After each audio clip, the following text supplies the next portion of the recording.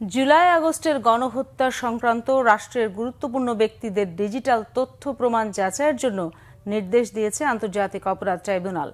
এছাড়া রংপুরের আবু সাইদ হত্যাকাণ্ডের ঘটনায় শেখ হাসিনা সহ ২৫ জনের বিরুদ্ধে ট্রাইব্যুনালে অভিযোগ দায়ের করেছেন তার ভাই রমজান। এদিকে জুলাই আগস্টে যাত্রাবাড়ী ও গাজীপুরের হত্যাকাণ্ডের ঘটনায় এসি তানজিল ও কনস্টেবল আকরামকে ২০ জানুয়ারি ট্রাইব্যুনালে হাজিরেরও নির্দেশ দেওয়া হয়েছে। আহমেদ সরোয়ারের রিপোর্ট। জুলাই আগস্ট হত্যাকাণ্ডের ঘটনা নিয়ে বেশ কিছু ডিজিটাল তথ্য পাওয়া যাচ্ছে অনলাইনে অফলাইনে। কিছু কিছু তথ্য প্রসিকিউশন টিমের কাছে দাখিলও করা হয়েছে, কিন্তু বিষয়গুলো সত্যতা যাচাই করা দরকার বলে মনে করে প্রসিকিউশন। সোমবার ট্রাইব্যুনালের চেয়ারম্যান বিচারপতি গোলাম মর্তুজা মজুমদারের নেতৃত্বে আন্তর্জাতিক অপরাধ ট্রাইব্যুনালে এ নিয়ে আবেদন করলে তা মঞ্জুর করেছেন বলে জানান চিফ প্রসিকিউটর তাজুল ইসলাম। সেই সাথে রংপুরের আবু সাইদ হত্যার বিষয়ে পরিবারের পক্ষ থেকে ট্রাইব্যুনালে অভিযোগ দেওয়া হয়েছে বলেও জানান তিনি।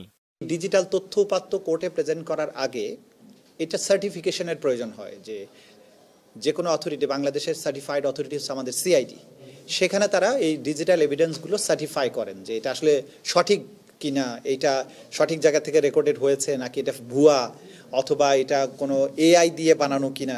এই যে বিষয়গুলো, এটাকে পরীক্ষা নিরীক্ষা ছাড়া আদালতে উপস্থাপনযোগ্য হয় না। এটা জাতীয় আইনে এবং আন্তর্জাতিক আইনে এই বিধানটা আছে। সিআইডিকে এটার ফরেন্সিক রিপোর্ট দেওয়ার জন্য একটা নির্দেশনা চেয়ে একটা পিটিশন মুভ করেছিলাম যে আবু সাইদের পরিবার লোকাল কোর্টে যতই মামলা হোক, যেহেতু এটা ক্রাইমস এগেনস্ট হিউম্যানিটি, তাদেরকে আমরা বলেছি যে এটা আন্তর্জাতিক অপরাধ ট্রাইব্যুনালে আপনাদের পক্ষ থেকে অভিযোগটা যদি আসে সেটা বরং প্রপার হবে। তো সেই প্রেক্ষিতে ওনারা এসেছেন।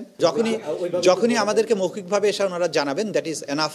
এদিকে জুলাই আগস্ট হত্যাকাণ্ডের ঘটনায় যাত্রাবাড়ির ইমাম হোসেন হত্যাকাণ্ডে এসি তানজিল আহমেদ এবং গাজীপুরের কোনাবাড়িতে হৃদয় হত্যাকাণ্ডে কনস্টেবল আকরামকে গ্রেফতার দেখানোর আবেদন করলে ট্রাইব্যুনাল তা মঞ্জুর করে। আকরামের বিরুদ্ধে আজ আমরা প্রোডাকশন ওয়ারেন্ট মূলে হাজির করার আবেদন জানিয়েছিলাম।